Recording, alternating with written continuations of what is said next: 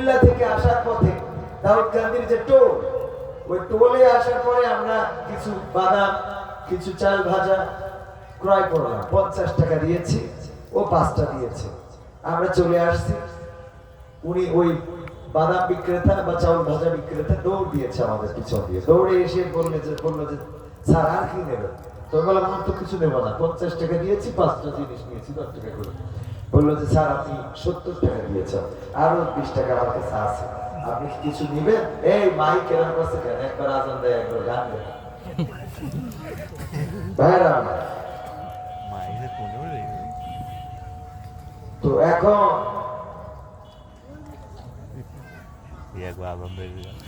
মাগরিব থেকে মাইক ঠিক করতে পারবেন।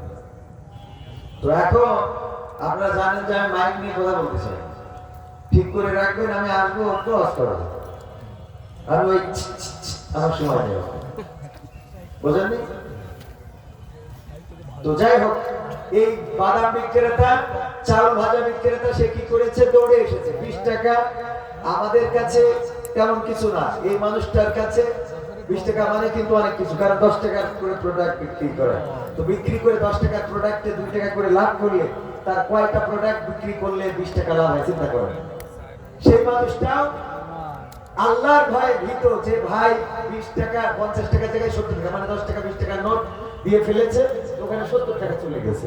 এই মানুষটা দৌড়ে এসেছে, আবার স্যার আপনি কি দিবেন? আপনি 20 টাকা বেশি দিয়েছেন। এই যে অনুভূতি, এটাই হলো আল্লাহ ভীতি, এটাই হলো আল্লাহ জিকির, এটাই হলো কি আল্লাহ জিকির। আপনি আল্লাহ স্মরণ করেছেন যে 20 টাকা উনি দিয়েছে, উনি চলে যাবেন, এটা ঠিক, কিন্তু এই 20 টাকা উনাকে আর ফেরত দেওয়া হবে না।